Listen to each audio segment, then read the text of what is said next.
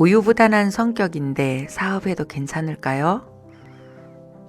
네, 사실 저는 우유부단한 성격은 아닌데 처음 해보는 일을 할 때 빨리 결정하지 못하고 차일피일 미루는 경향이 있었죠. 처음으로 강의 제안을 받았을 때가 기억납니다. 처음 만들어보는 강의 자료인데다 어떻게 해야 할지도 감이 안 오고 사업 때문에 여유는 없고 차일피일 미루다가 강의도 망칠 뻔한 일이 있습니다. 매 순간 돌발 상황이 터지고 끼어드는 일이 빈번한 게 사업인지라 선택을 미루는 게 좋은 게 아니더라고요. 자신이 우유부단하다고 생각된다면 창업을 함으로써 벌어지는 일들에 대해 책임질 준비가 되었는지 성찰해보고 시작하면 미래의 위험들이 줄어들 것입니다. 우유부단한 사람들의 경우 갈등보다도 다른 사람들과 무리수 없이 잘 지냅니다. 자기 주장을 강하게 하지 않기 때문에 내 생각은 너와 달라, 싫은데 이런 말을 잘 못합니다.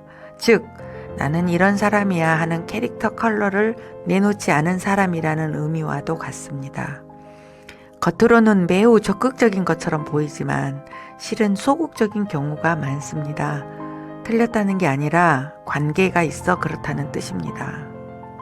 관계에 소극적인 것은 일에 수동적이기도 하고 소극적인 것이고 일에 수동적이고 소극적인 것은 곧 책임지는 일에도 그럴 경향이 있다는 뜻이기도 합니다.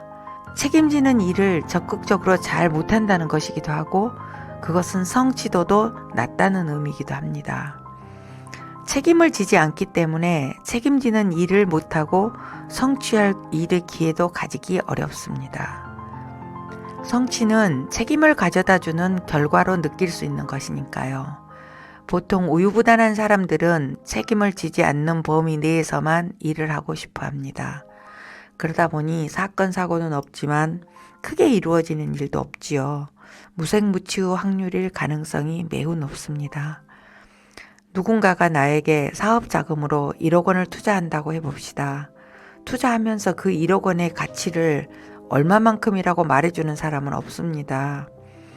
돈이 많아서 그냥 재미삼아 준 것이지 나를 붙잡아두기 위해 준 것인지 나의 가능성을 보고 준 것인지 어떤 기대로 주는 것인지 그 속내를 결코 말하는 법이 없습니다. 그래서 돈을 받고 나면 주도성을 잃게 되는 경우가 많습니다. 돈을 준 사람에게 끌려다닐 수밖에 없게 됩니다.